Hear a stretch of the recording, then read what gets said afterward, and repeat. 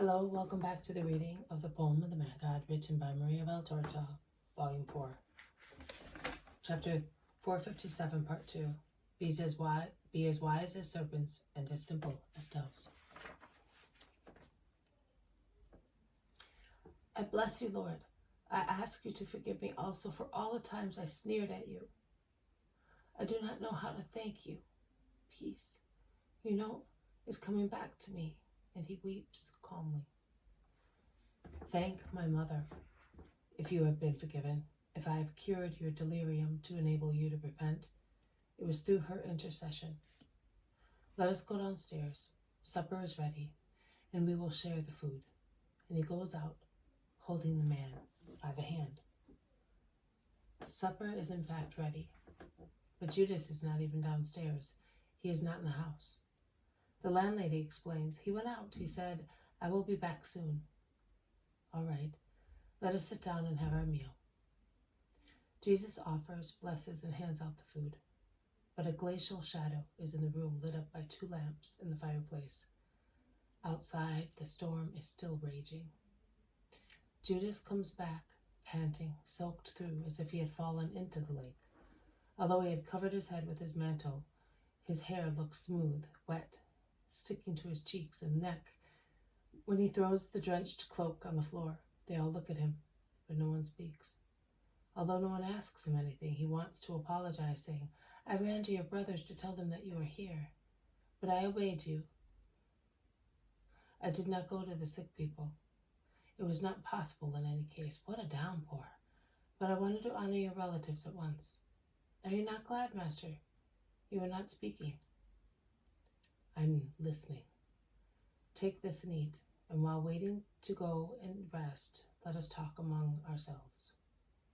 Listen, it is written that we must not confide secrets to a foreigner, because we do not know his habits.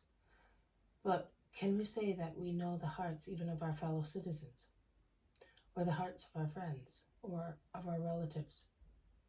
God alone has perfect knowledge of the heart of man, and man has one means only to know the heart of a fellow man, and understand whether he is a true fellow countryman or a true friend and relative. Which is the means? Where is it to be found? In our neighbor and in ourselves, in his actions and words, and in our upright judgment. When through our honest judgment we perceive that there is no good in the words or actions of our neighbor, or in the actions required of us, then we can say, this man has not an honest heart, and I must distrust him. But he is to be treated charitably, because he is a poor wretch affected by the gravest unhappiness, that of a diseased spirit. But his actions are not to be imitated. His words are not to be taken as true and wise.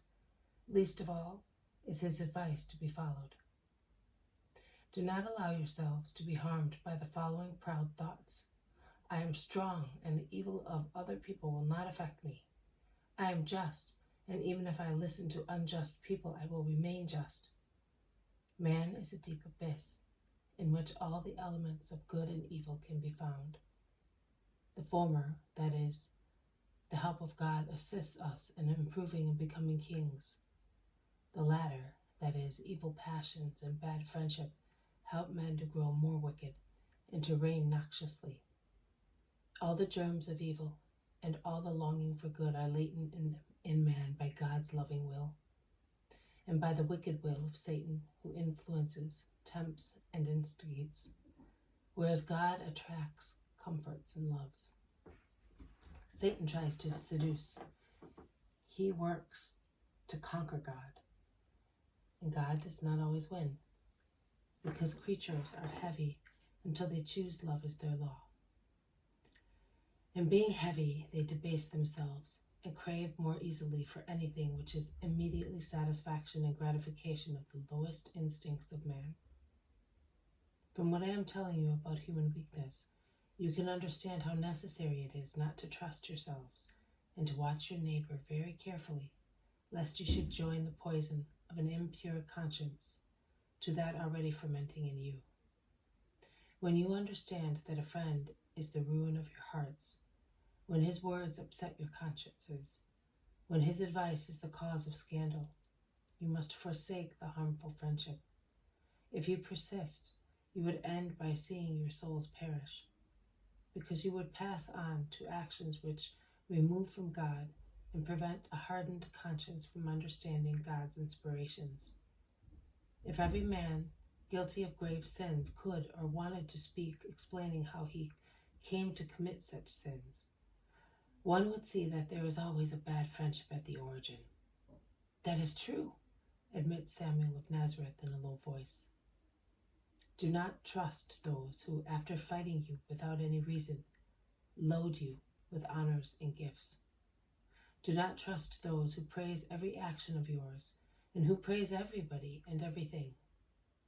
They command loungers as being hard workers, adulterers as faithful husbands, thieves as honest people, violent fellows as being meek, liars as being sincere, wicked people as being loyal, and they point out the worst disciples as exemplary ones.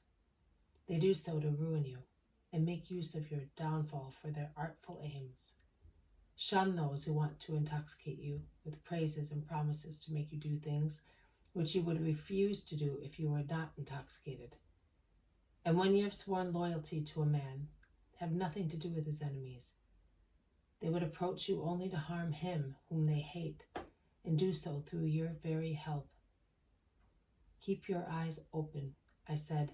Be as wise as serpents, besides being as simple as doves, because simplicity is holy when dealing with spiritual matters. But to live in the world without damaging oneself and one's friends, it is necessary to possess the cunning which is capable of finding out the artfulness of those who hate saints. The world is a nest of snakes. You must become acquainted with the world and its systems, and then, staying like doves, not in the mire where serpents are, but in the shelter of a high cliff, have the simple hearts of the children of God, and pray, because I solemnly tell you that the great serpent is hissing around you, and you are therefore in great danger, and those who are not vigilant will perish. Yes, among the disciples there are some who will perish with great joy of Satan and infinite grief of the Christ. Who, Lord? Perhaps one who does not belong to us, a proselyte one, who is not from Palestine, one. Do not investigate. Is it not written that abomination will enter, and has already entered the temple?